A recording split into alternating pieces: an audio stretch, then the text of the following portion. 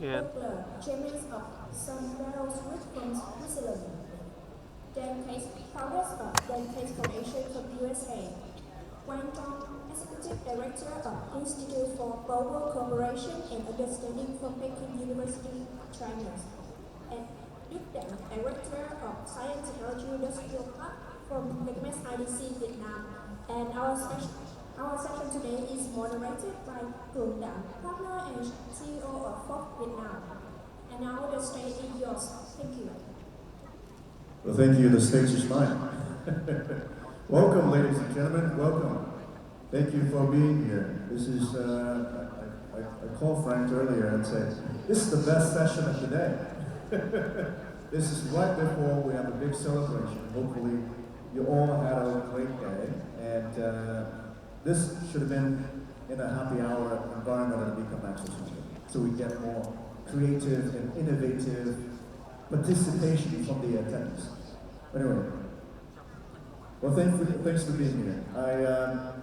The session, as the MC just talked about, was nurturing creativity and innovation. And it's a lot of, it's a packed topic. It's a lot of things to talk about. But today we're going to look at the relationship between China and Vietnam, what we learned from each other, the theme of HORASIS China meeting and happening in a host country, which is Vietnam. And we have a fantastic panel, including, let me do the first introductions, and they can take a few minutes to talk about, 1 minute to talk about themselves, about their background. Dr. Claudia Bakley, former members of the Swiss Federal Parliament, Chairman of Swiss New Water, and Simbel Swiss. On my right is Dan Cates, founder of Dan Cates Foundation from the US. On the far left, Mr. Duc Dang, Director of Science, Technology, Industrial Park, Economics, IDC. And last but not least, our Professor Wang Zhang, Executive Director, Institute for Global Cooperation and Understanding at Peking University of China. Thank you for being here. So, before we do the introduction, self-introduction, let's set the stage for the differences between creativity and innovation. Creativity is a place where let your big dreams and hopes and ideas spell out without any boundaries. You can talk about space travel, you can talk about migrating to a different planet, you can talk about changing fossil fuel into something 100% renewable energy. But innovation, what makes the difference, is a committed group of entrepreneurs or talented individuals that is not scared of anything, that they come together and they realize that dreams and hopes from creative ideas. So the big difference is companies like Apple, for example, great innovative company. The iPhone, FaceTime, iPod, all these technologies, all these things, is not original idea. They are not original ideas. They've been there before, but they've done a fantastic job at turning into something practical and successful that is widely adopted by many people and organizations in the world. Go back to space travel, so Blue Origin's from Jeff Bezos, SpaceX, from Elon Musk, and the billionaire Richard Branson says Virgin Galactic. The dreams is space travel or migrations to a different planet, but they're also great entrepreneurs that they venture out and they're trying to make that happen by creating these technologies, companies testing it out and make sure that it's practical and realistic. So today we're going to talk about entrepreneurship, we're going to talk about creativity and innovation between Vietnam, China, and how we can help create a foundation for entrepreneurs to be more successful. But go back to, let me give these panelists the floor for 1 to 2 minutes max to do a brief introduction about yourself. Dr. Plum.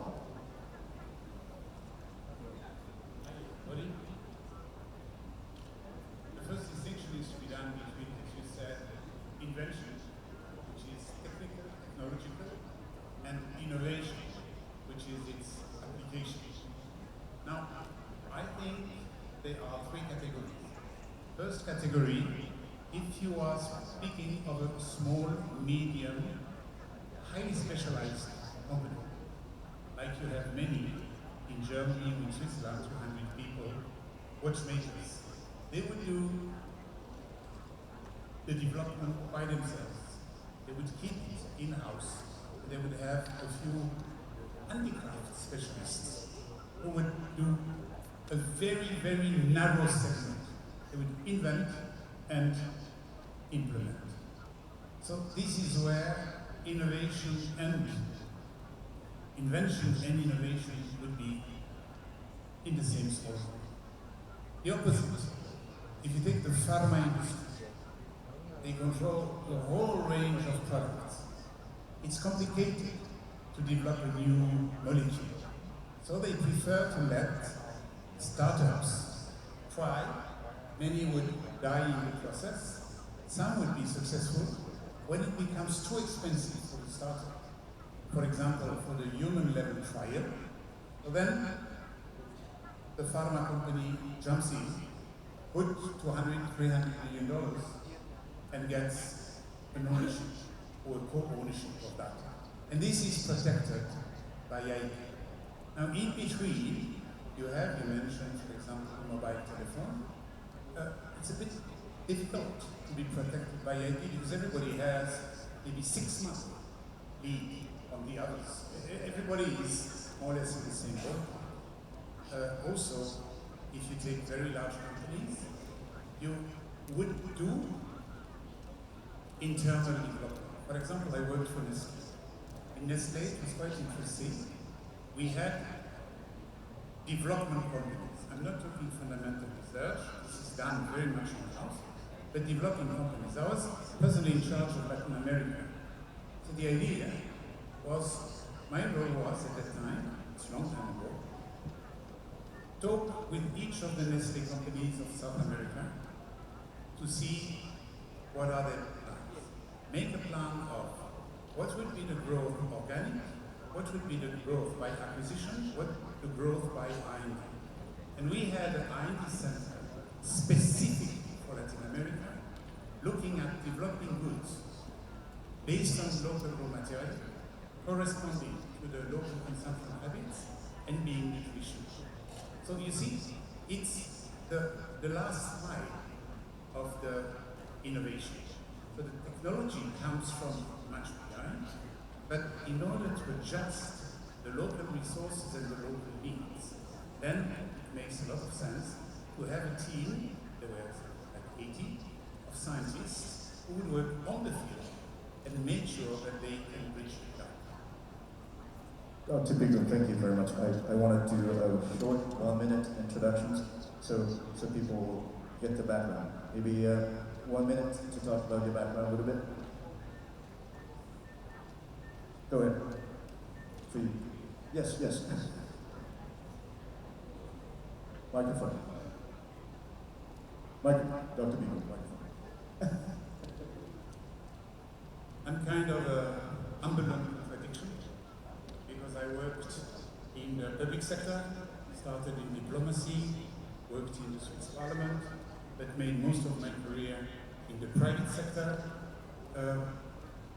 with large multinationals, and now has launched a startup as a post-career activity.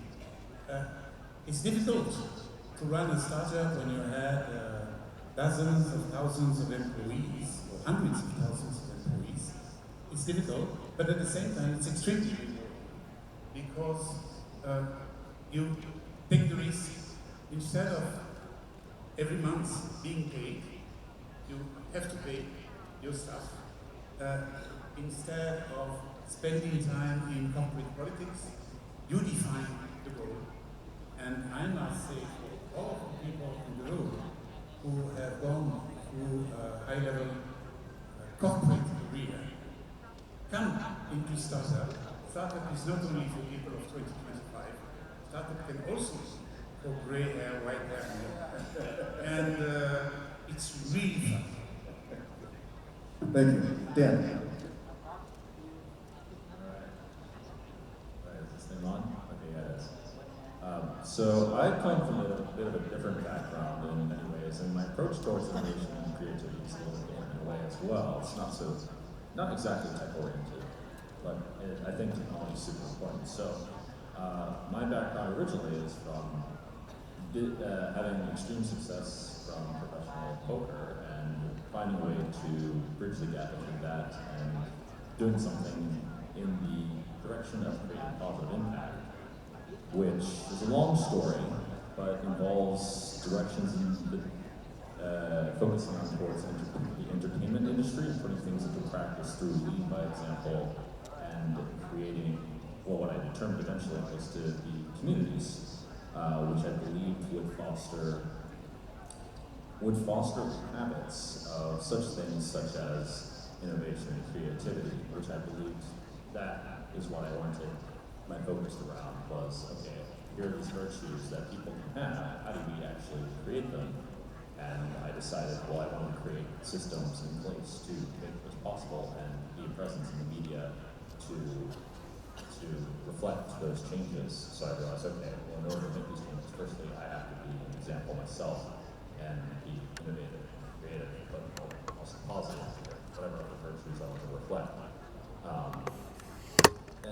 Yeah, so this was what led me to creating the Dan Cates Foundation, along with the fact that for the longest time I realized, I really want to do doing a lot of these things for myself, and I have to orient myself towards the positive direction, so I decided to create the foundation, which related to that, I decided to focus on children's education, which I believed would lead towards maximum impact in the realms of such as innovation and creativity. If you can make people creative from when they're very young and do things that are positive for the world, create great technology or whatever it is, then in order to expound greatly.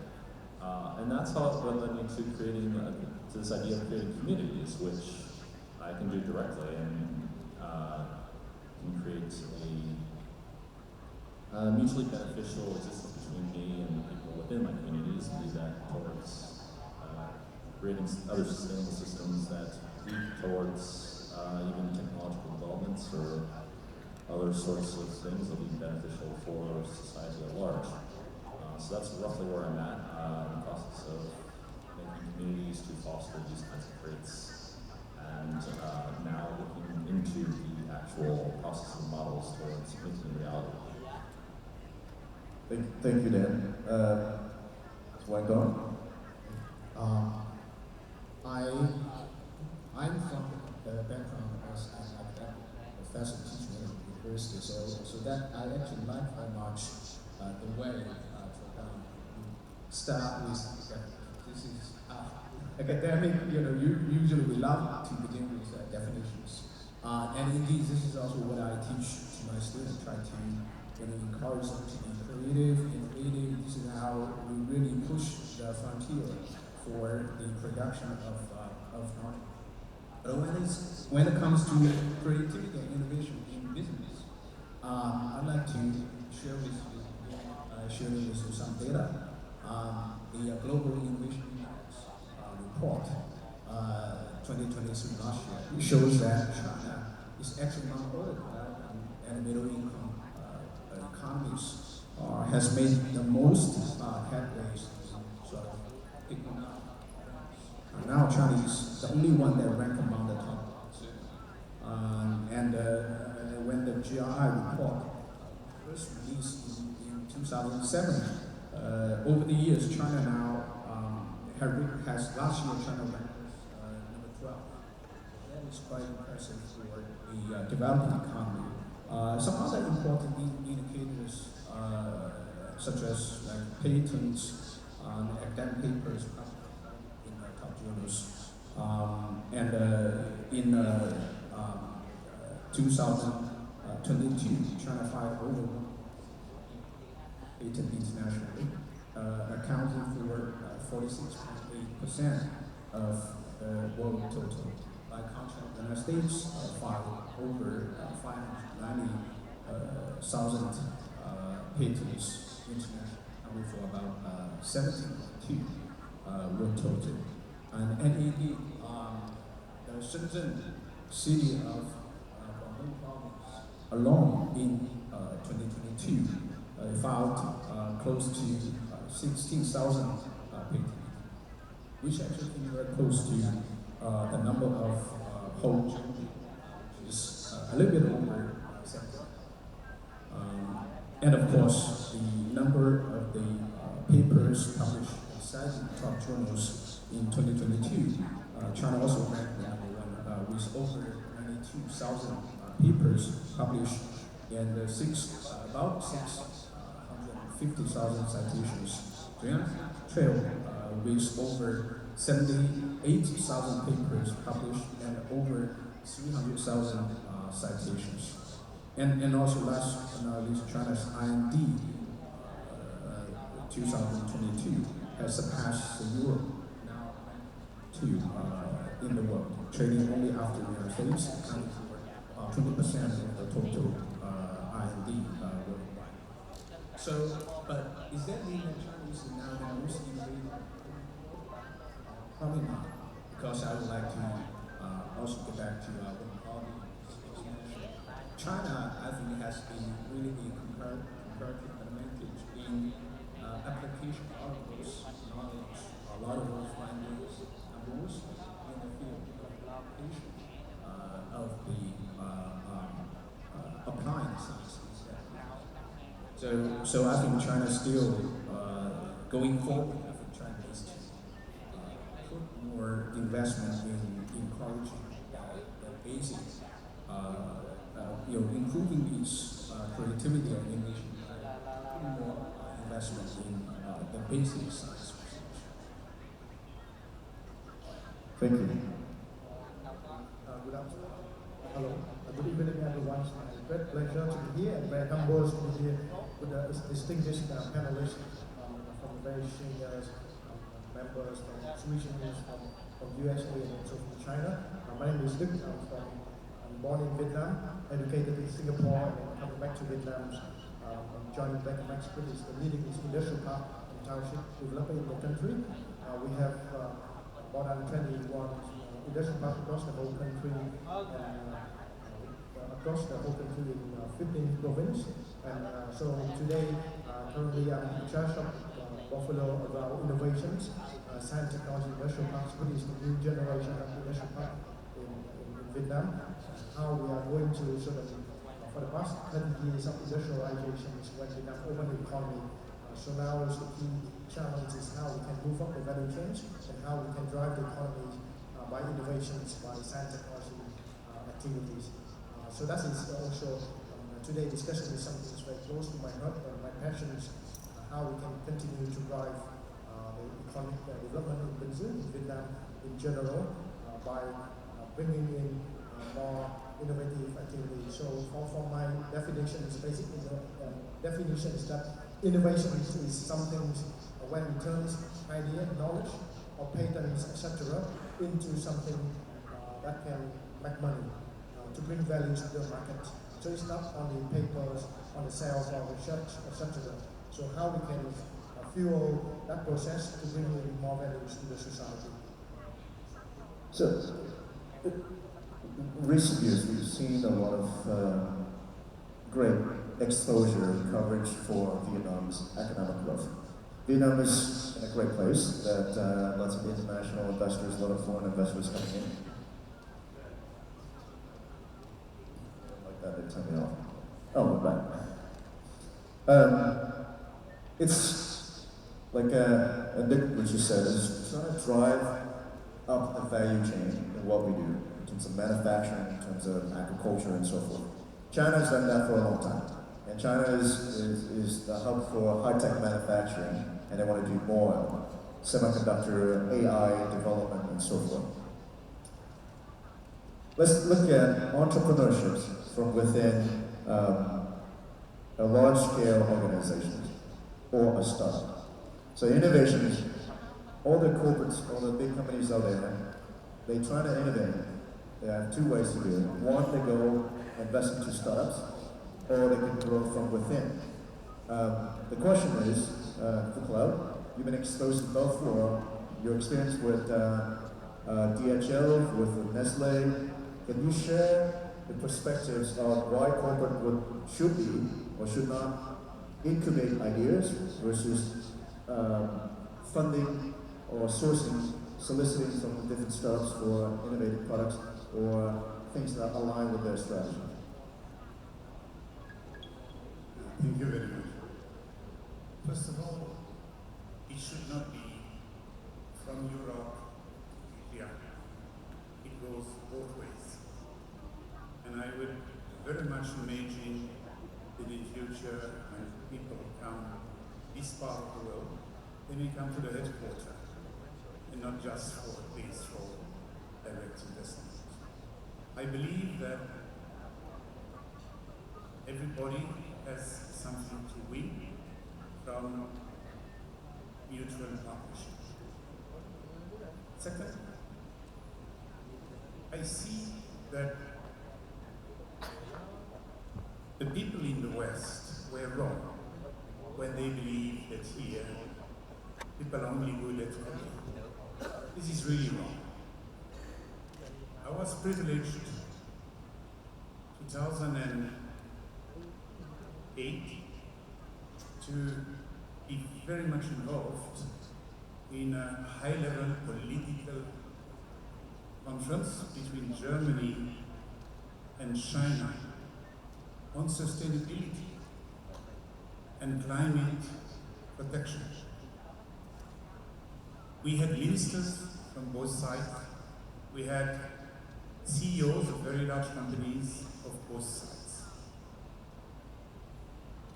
Chinese, to a large extent, knew as much as German, and Chinese were doing some experiments which had gone beyond what we in Europe were doing. While, if you would ask the public opinion in the West, everybody would think that it's all coming from the West to the East. It was not true. Chinese were not copying. Chinese were developing. When we see today what happened with the photovoltaic industry, clearly there is an edge, probably with artificial intelligence, different sectors. So, we need a cooperation, and it's a win-win between the two. Vietnam and China. Maybe I will here say something which I don't want to hurt some of my Chinese friends, but it's the reflection of a Chinese himself, actually a member of the CPPCC. He believes that if you have video cameras while a university professor speaks, the freedom to express what he really believes is limited because nobody wants to make mistakes. So he had the idea, and I believe it's a very interesting idea, to have a zone in a neighboring country, which was very close to China, where there would be a little more freedom for the researchers, kind of a Silicon Valley of the East, so that people can take more risks in their thinking and therefore be more creative. I think the idea was a good idea because after you can of course have all this scale up doing it in China itself. Both China and Vietnam have a sense of discipline, which for example I do not find in India. Both China and Vietnam have a sense of hard work, which I, for example, do not see so much in Europe. You have a card to play. What is important is to put that freedom of thought, that's maybe the little missing link, and to have that capability to transform the idea into reality. They connect. I came now several times here. I'm really impressed by the way how they built an implementation university. They have all the tools here. So that if you want to invent something, and then you want to create a machine, they have the machine to create those machines. So they have done the investment so that somebody who would come, be Vietnamese or be foreigner, is able to implement the innovation. And many of the technological parts which I've seen in China, it's exactly the same. So my only wish would be that Vietnam and China can cooperate closely together because there is a real complementarity. There are a lot of things in common, and repeat, especially the sense of the discipline of our work. I would still put Japan and Korea in the basket. So here you are a world leader compared to most others. Try to find those complementarities because you will both win jointly. I think the modern developed societies, Europe or you mentioned South Korea or Japan, have done a fantastic job. Look at Toyota and look at Sony. They have innovation from within. You go back to the thing with Vietnam. It's still a very new economy. There are a lot of large organizations in Vietnam. But innovation is not coming from within. Startups are very obvious. They have to be quite competitive. They have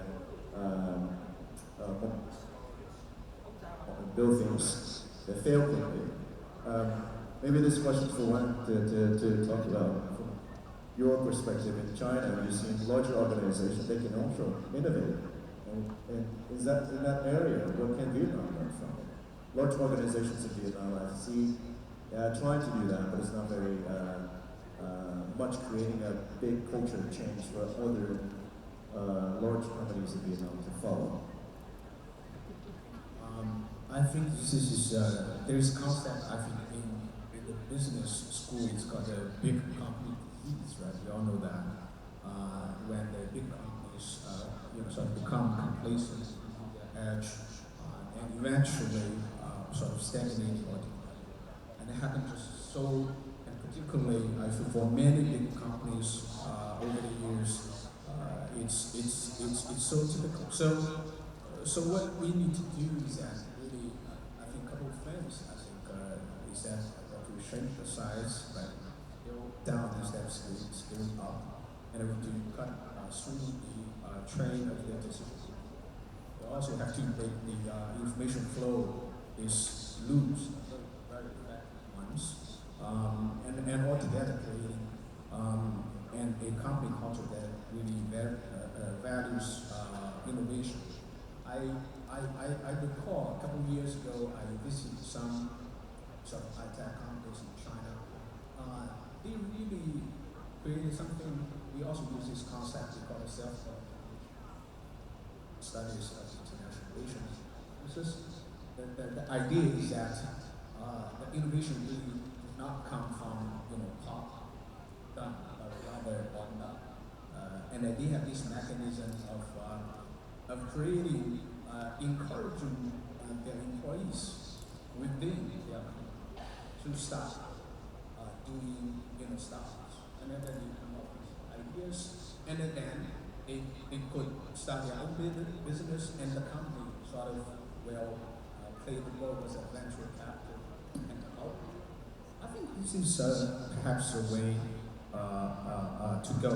And a couple of things. Very last point you mentioned about the culture there. Right? I think traditionally there is the conventional wisdom is that Confucian culture tends to be conservative, right? When by emphasizing the authority, and in fact, a lot of people believing that Confucianism is against. So to a great extent, I think in many ways, I think Vietnam and China might share this very similar challenges because we both share the heritage of the Confucian culture. But I think what we need to do is a modern transformation of, for instance, the Confucian cultural heritage. For instance, I think the Confucian culture emphasis on education is very much conducive to creating abundant human capital. That actually holds key, right, to the industrializations in so many developing economies such as China and Vietnam. So I think, yes, I think, if you think about Confucianism, there are some barriers, but there are also ways to try to push for volume transformation of traditional practices. This segues to something that I strongly believe in. Starting something, building something is a great way to learn. We're not afraid of failure, right?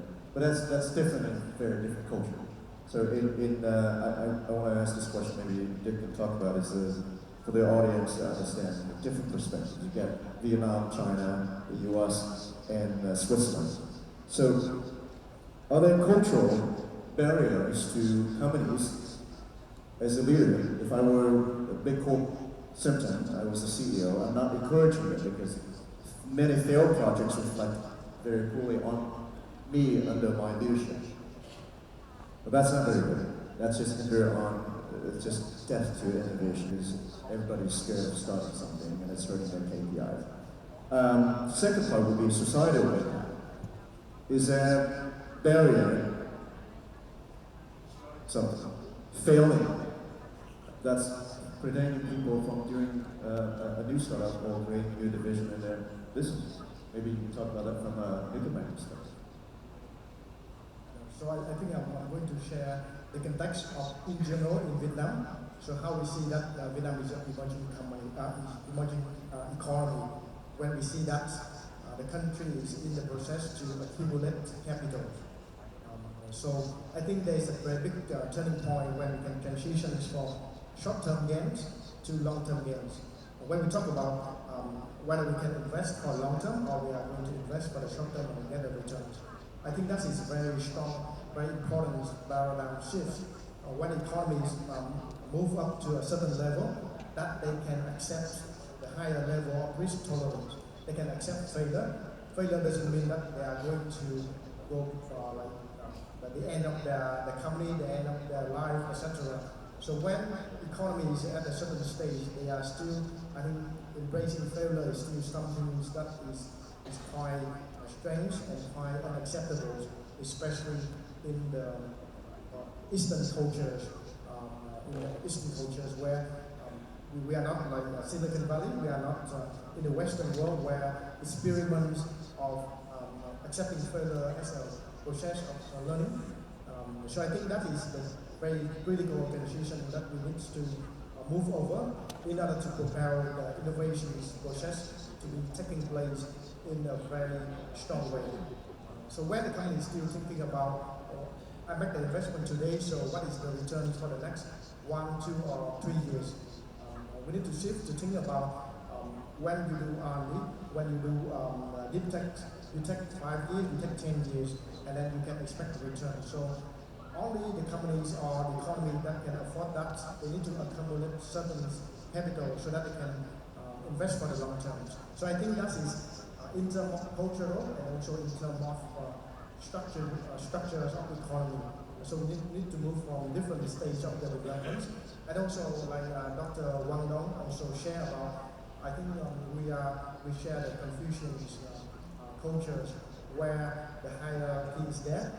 The top down is most prevalent cultures in the economy, where the top is much more powerful. So how we can embrace or we can empower our bottoms to come up with new ideas, because they are the ones who are closer to the customer, they are closer to the market transitions or transformation. So how to empower that bottom-up initiative to rising up in the organization is also very important to fuel development of innovation especially.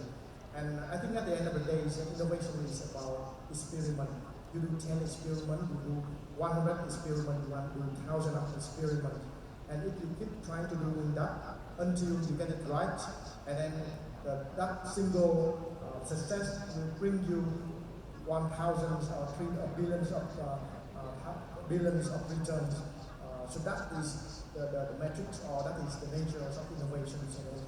How we are going to transition that cultural shift and also mentality shift in the society and also in the economy. So that is very important. And I think China is about 10 or 15 years ahead of Vietnam, and then China become a superpower in terms of innovations now, and a lot of lessons that we can learn from China as well.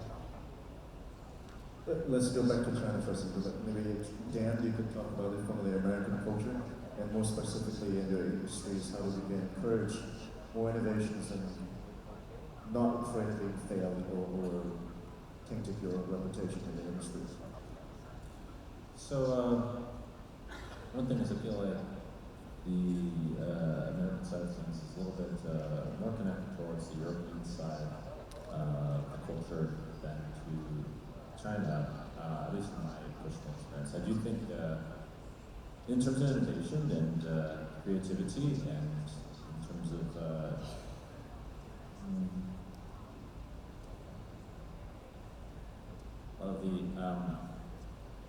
we have a really great mindset in terms of pushing forward all these kinds of aspects in many different ways, not just for the sake of progress.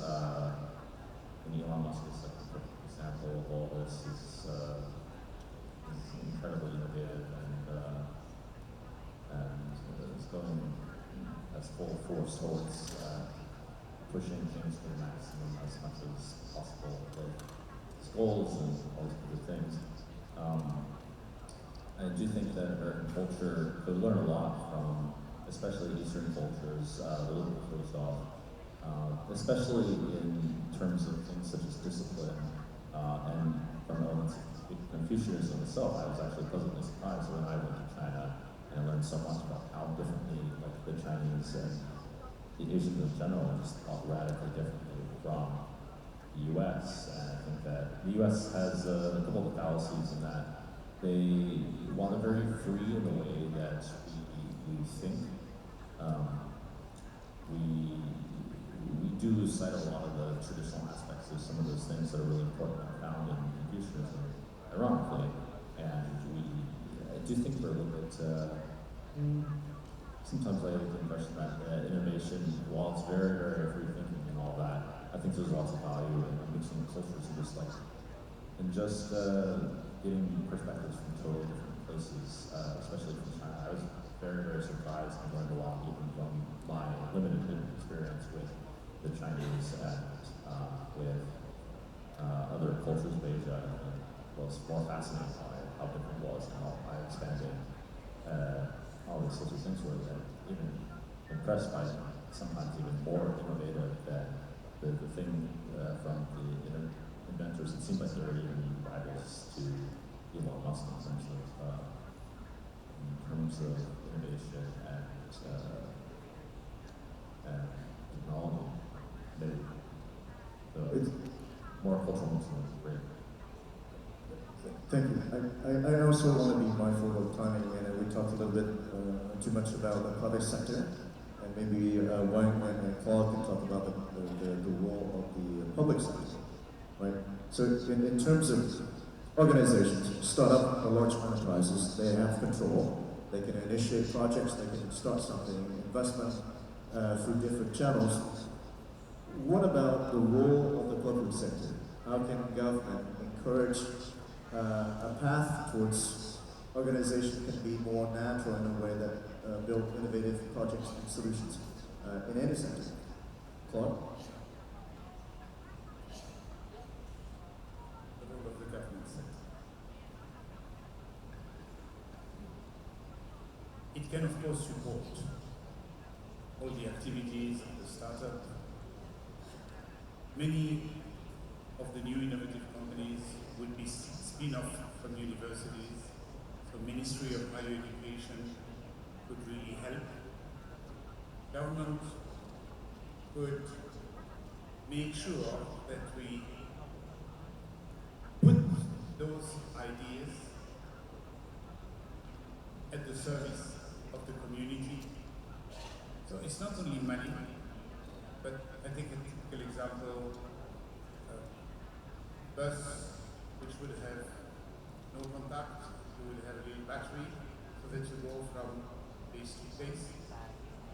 Just use the local bus company to implement it, or auto-guided vehicles.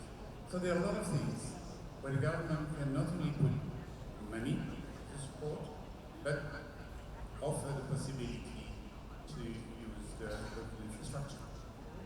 Some governments, I remember, for example, Sharjah in the Emirates, they would put startups in contact with well-established large companies. So those are all things that the government can do. But in my view, what is important, and I deviate a little bit, but is the government should fix the purpose of the innovation. We should try to push the innovation in sectors which really matter more than others. And that's a very complicated question because it's an ethical question. I will go very rapidly. We saw last night what happened between Iran and Israel. So whoever controls the technology will have a clear edge of national defense. But we all know, you have probably seen the Oppenheimer film, it also raises the question of up to where Oppenheimer at some stage wondered they had done the right thing, not the right way to have brought that invention. Second, you may have artificial intelligence. It raises millions of questions at the ethical level, how it can be used. Very often the Western world would challenge a little bit the way how China uses it, but I also know Westerners who are quite positive about the way how China does it. And even I was once surprised to hear that the Pope was interested in that model of giving good and bad poisons, like the karma in India, through the artificial. So those are ethical questions. I would go one step further, and that's something people hardly discuss. Progressive medicine. Fantastic. Everybody likes to increase the life of the people. But do we have a system to support those longer life? Do we have old age pension support it? Very often in the Western world, the answer is no. The cost for somebody in the US, the last 12 months of somebody who has a cancer is $250,000. So who pays for that? So one thing is to have the innovation, the invention, but the other thing is to have the social system in place so that you can support that invention. And thus, of course, that's a field in which I feel very comfortable, which is climate, anything which is environment protection.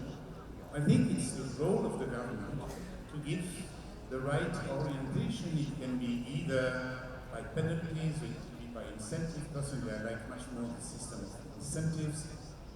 But the government, in my view, more than just bringing the money, the government should bring a vision. And I would go one step further and say there should be an international governance of that. The UN today, we all know, is not representing in a fair way the various parts of the world, but there should be a worldwide organization which is able to push the good causes and to try to slow down those which are harming our global common good. I don't think the role of the government can always bring money, but I do think there's some sort of foundations and programs. Maybe go to Wang to talk about China, for example. What are there example programs that the Chinese government implemented to encourage innovations for large or small organizations? I'm not an economist by training, but I do know there's actually a debate it's a kind of debate among the economists, which is whether or not the role of government is right, such as economic growth, industrial policies, fact, this is something we've heard in recent years. A lot of organizations in the United States criticizing China doing that. But in fact, when we look at Japan, during the years of its economic America, really played a key role of helping the developed cutting edge industries sectors in Japan. And for not to mention that the United States now has putting hundreds of billions of US dollars in helping the chip industry to grow. So I think, long story short, I think what the government needs to do is that really not to dictate, but to serve. And the one thing, I feel like the history of the Chinese, right, in the past 30+ years of reform bringing up, one thing is very typical of Chinese local is that they have developed this mentality of really serving their business, including the investors, outside of the locality, etc. So this it's a question about give an emphasis the role it plays as a service for the other people.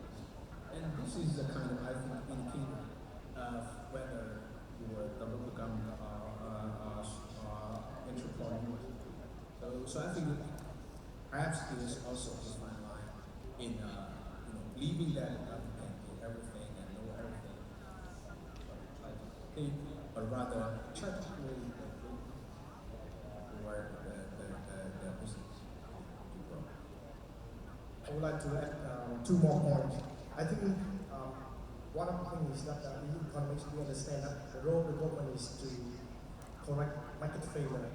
Market failures mean that when the market doesn't run effectively, when the private sector doesn't see that very profitable for them to come in, even though that kind of activities or that kind of investment is going to bring values to the society. So I think the role of the government is very important in promoting innovation in the way that they come in a place where there's a market failure, right? And export, for example, like for those investments that take a long time to be realized, so the government needs to come in terms of education, in terms of investing in the R&D infrastructures, and also in where we see that there's a risk that the private sector is not going to take, so that it need to come in and de-risk, so that after interventions done, the private sectors can find that is acceptable for them to make the investment. So I think that is very important, is that if there is no role of the government in making those long-term investments, that's very hard for countries to scale up or to rise up in the value chain. And especially China did an excellent job in doing that, right?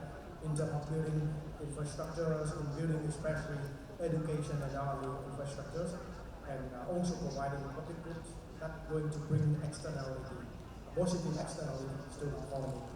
And secondly, I think it's very important around policy making processes. When innovation is going to bring in new solutions that is not currently regulated in the economy. So how the governments can come in to provide a safe place for entrepreneurs and innovators to test new experiments without getting penalties because this is not regulated. So I think sandbox is very important. What is the term of innovations? Since that the government allow for new things to be experiments within a controlled environment, so that if it is successful, then it can scale up. If it's not successful, so it can keep it there and then cut it off. So I think those are the 2 key points. I think that is the important role for the government, is to stimulate innovation in the country to take off. Thank you. I think we've run out of time, and I want to be mindful that everybody needs to go to the next function. The sum of this is, from creative ideas to innovation, it takes a long time. There's a lot of failures, there's a lot of commitment, a lot of companies that are trying to do a lot. For example, we talked about Elon Musk building Tesla. the core mission of that is trying to transition the world to a more greener planet Earth. But he set the foundation where encouraging other entrepreneurs to build ecosystems around it. We look at China today as probably the largest EV makers in the world, and it is exciting. This is not done. There are a lot of mistakes, there are a lot of money being thrown at it, both private sector and government and the public sector. But not to underestimate the amount of time, money, that takes to come into realizing something from just creating ideas. And I want to thank all the panelists for joining us, and thank you for listening. And if you all have more questions, please seize them after the panel. I'll see you at dinner. Thank you.